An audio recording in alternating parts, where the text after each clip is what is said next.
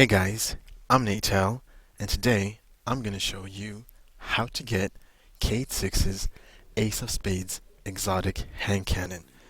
To start off the quest, this is a campaign related exotic quest, and you need to start the Forsaken campaign.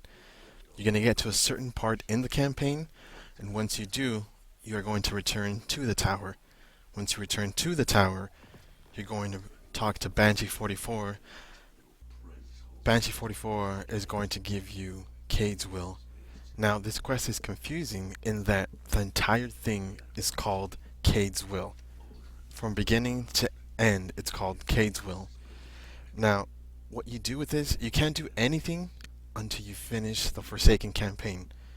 Once you finish the Forsaken campaign, you will need to return to Banshee, and that kicks off the quest. So your first actual step, you finish the first mission in Forsaken. Your second step is you finish the Forsaken campaign. Once you do that, you return to Banshee. That updates your quest.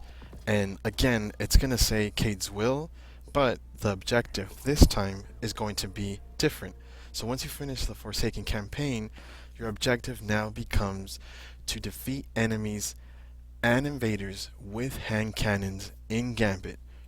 Now, this sounds very daunting, but originally the step was you only had to defeat enemy invaders in Gambit with hand cannons. That has now been changed so that you can defeat enemies as well as invaders with hand cannons. So go ahead and equip. The best way to do this actually is by equipping two hand cannons, one in your primary slot and one in your special slot. This way, when you kill a set number of enemies with your primary hand cannon and you need to reload, you switch to your secondary and you continue to get kills this way. You can also kill invaders, but that's actually very risky and very tricky, and if you don't feel safe doing that, all you have to do is kill the enemies with a hand cannon while you're playing Gambit.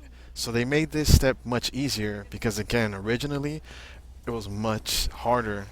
And again, killing enemy invaders with the hand cannon, it's very risky because if you have your primeval summon and you have an invader inbound and you're going out to look for the invader, but the invader spots you first and kills you, that's going to mess your team up.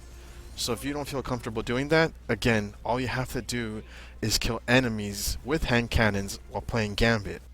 Again, all it is for this step is killing enemies, and if you're up for it, enemy invaders with hand cannons while playing Gambit.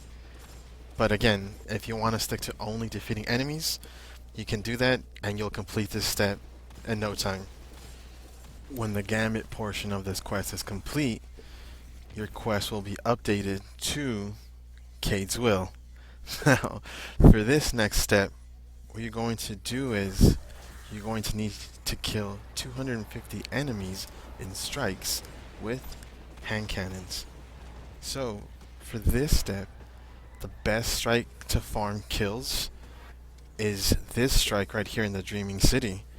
Now, what I mean is, depending on the strike, some strikes are much shorter and they take less time to complete. Those strikes, they won't have as many enemies in them.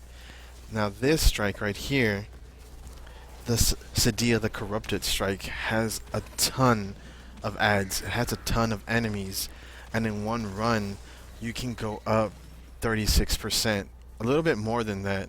But at this point, when I was doing this strike, I was actually at 66%, and by the time I finished, I was well over 30%. So I needed about 1 or 2% more to complete this step, and all you have to do is kill enemies in the strike with hand cannons. That's it.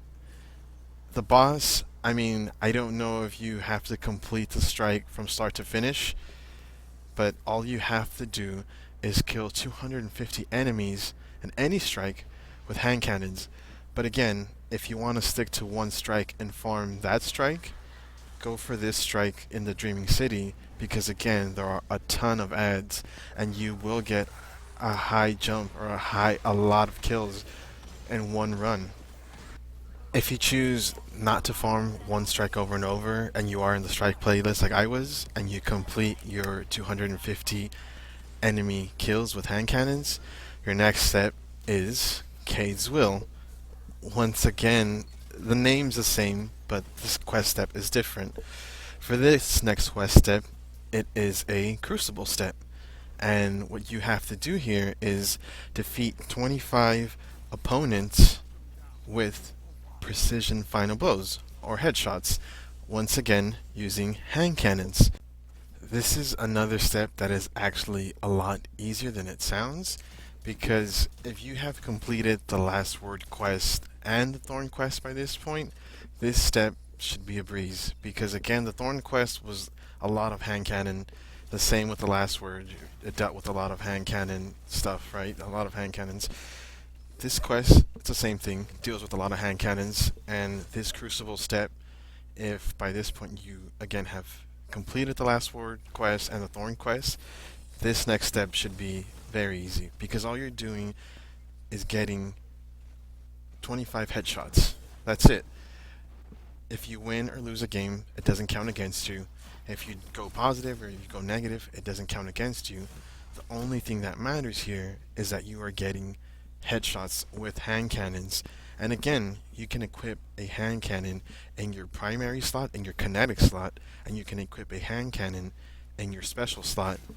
And this way you have the advantage because you have two hand cannons, and so if one hand cannon doesn't work, you use your second hand cannon and you alternate back and forth. And so for this, use any hand cannon you are comfortable with.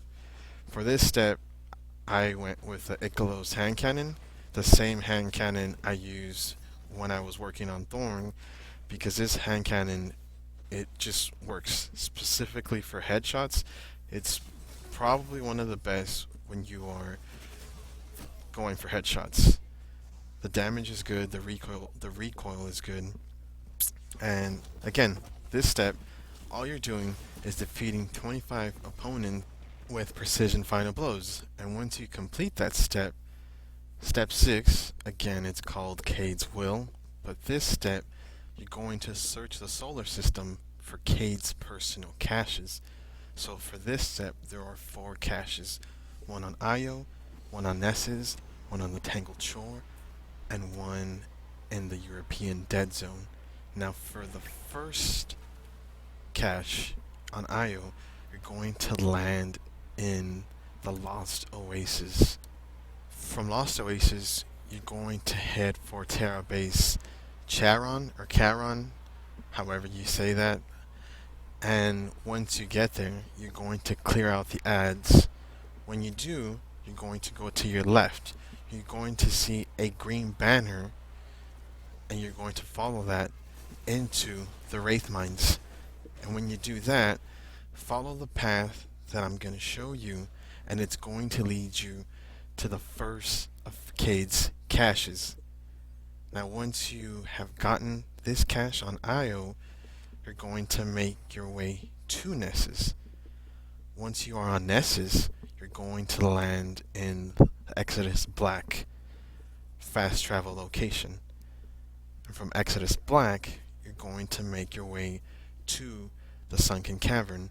And again, follow the way I take on screen, and it's going to lead you to the Sunken Cavern cache. And then once you have the Nessus cache, you're going to make your way to the Tangled Shore, and you're going to land in Thieves Landing. From Thieves Landing, you're going to head for Hellrise Canyon. This is the same location of the Last Word quest. You were here doing the Last Word quest. This is where you have the final duel. So you're going to go back towards that location. What you're going to do here is you're just going to go in, you're going to find the cache, and that's it. And for your final cache, it's going to be in the European Dead Zone, and you're going to land into the Sunken Isles.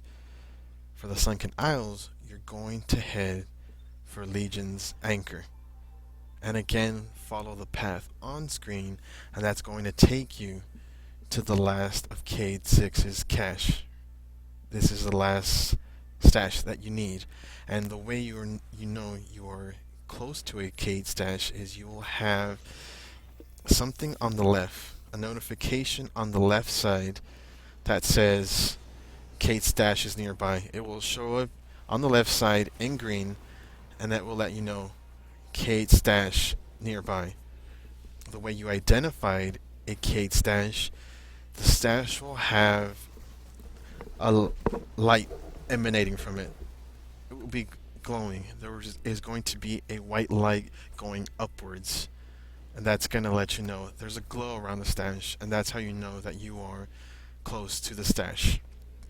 So again, all you're doing for this is by far the easiest step.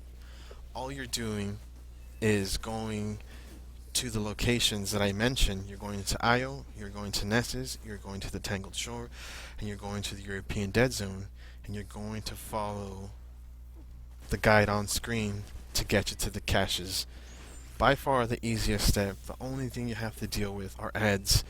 But again, it's not a Gambit step, it's not a Crucible step, it's not a Strike step. It's just collecting caches around the solar system. So there's 4 in total, and I've given you the location for all 4 in this guide. I wanted to cut it down, but I actually put all of the caches location from landing point to cache to make it easier, because the caches, they are hidden.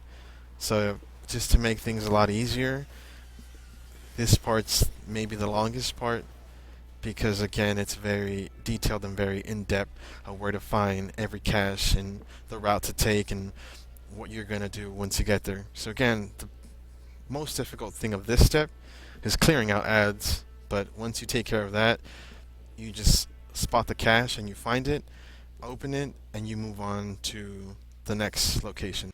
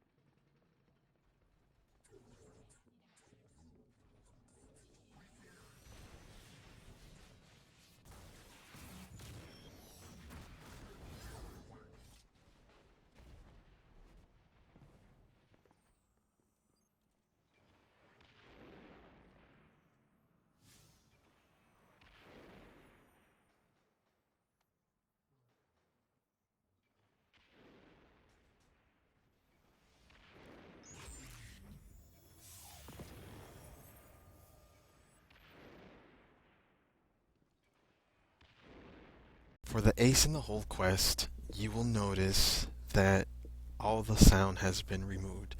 The reason for that is I want it to remain as spoiler free as possible.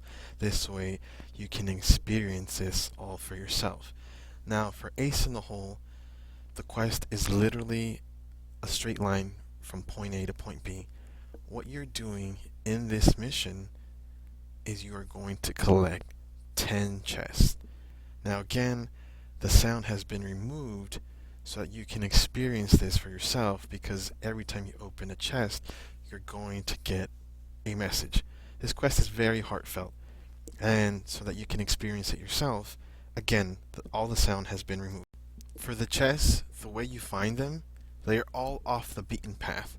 Again, the quest is literally a straight line from point A to point B. All you have to do is go off the beaten path, off the straight line to the top. All the chests are located on top.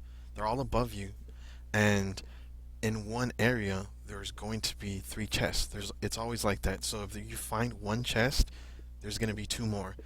And the way you identify these chests, the way you find these chests, there's going to be a glow emanating from the chest. There's going to be a white light beaming from the chest. The white light's going to be pointing up, sort of like a searchlight. And if you see this, that's your chest. And again, if there's one chest, if you find one chest, there's going to be 2 nearby. So they're all bunched up together. Once you've collected all 10 chests, the mission ends and you return to Banshee in the tower, and he gives you your Ace of Spades exotic hand cannon. Thank you guys so very much for watching. I'm Untitled. I'll catch you guys on the next one.